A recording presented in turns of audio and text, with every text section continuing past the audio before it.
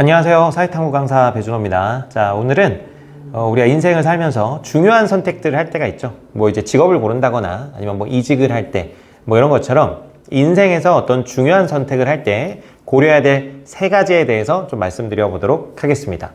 뭐 다 잘 아시는 뭐 돈이 일단 중요하고요. 자, 그 다음에 또 재미도 중요하고요.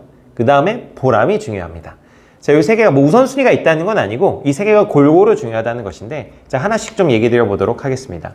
자, 먼저 돈에 대해서 말씀을 드리면 뭐 이거는 뭐 사실 제가 설명할 게 없죠. 돈이 안 중요하다고 생각하는 사람 있어요?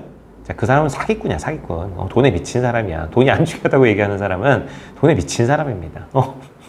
이 돈이라는 게 우리가 살아가면서 반드시 필요한 것이기 때문에 돈이 안 중요할 수가 없겠죠. 이 자본주의 사회에서 살면서 돈을 배제하고 살 수 있는 사람은 진짜 엄청난 재벌밖에 없을 거예요.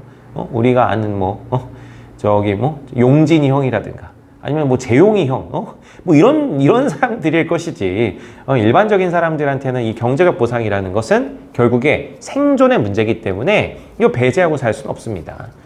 이거는 뭐 우리만 그런 게 아니라 아주 먼 옛날에 살았던 맹자도 그랬어요. 맹자. 우리 맹 선생께서도 그런 얘기를 했어요. 뭐라 그랬느냐? 무항산, 무항심이라 그랬어요. 자, 무항산. 항산이 뭐냐면 생계수단이에요. 그러니까 생계수단이 없으면 무항심. 항심은 뭐예요? 도덕적 마음이에요. 그래서 도덕적 마음이 없다. 그래서 생계수단이 없으면 도덕적 마음이 없다 이거예요. 최신 버전으로 말씀을 드리면, 요새 버전으로 말씀을 드리면 돈이 없으면 좋은 인성을 가질 수가 없다 이거야. 물론 뭐 맹자도 예외를 얘기하긴 했습니다. 어떤 예외? 선비의 예외를 들었어요. 선비는 도덕적 수양이 돼 있어서 무항산이어도 생계수단이 없어도 유항심이다. 그래서 도덕적 마음을 가질 수 있다. 뭐 이렇게 예외를 인정하긴 했습니다. 그런데 여러분 선비 아니시잖아요. 도덕적 수양이 잘 돼 있지 않잖아.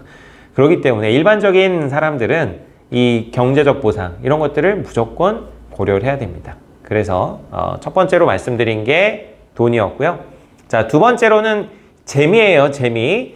자, 재미를 또 왜 말씀드리냐면 이 현대사회 사람들이 은근히 이 재미라는 요소를 배제하고 사는 사람들이 상당히 많습니다. 예를 들면 뭐 당신은 삶의 낙이 뭐예요? 라고 이렇게 물어봤을 때 저는 삶의 낙이 없습니다. 그냥 죽지 못해 살고 있는 거죠. 이렇게 답하는 사람들이 정말 많다는 거죠. 이거 안타까운 일 아닙니까? 이 삶의 재미를 못 느낀다는 거.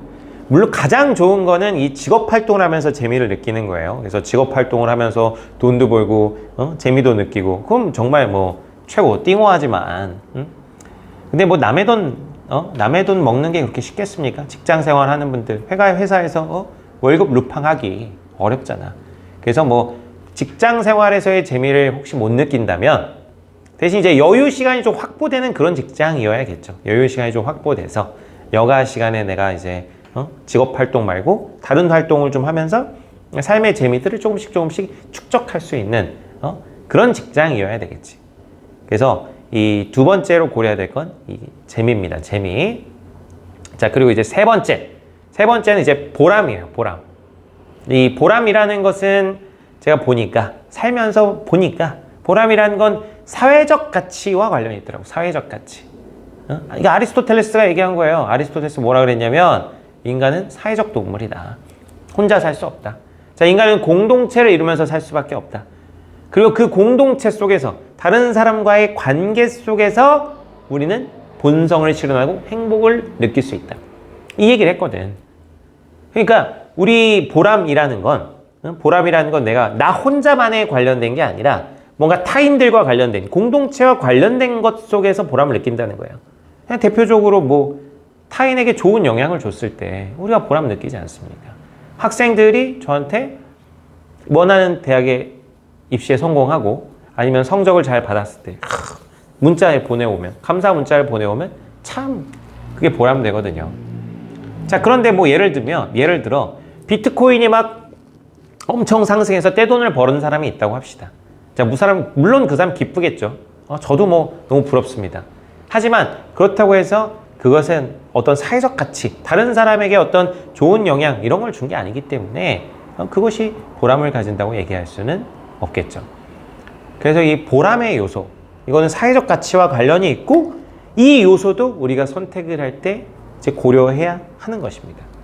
그래서 우리는 이 세 가지, 돈, 재미, 보람, 이것들을 잘 균형을 맞게 구축할 수 있도록 선택하는 게 필요해요.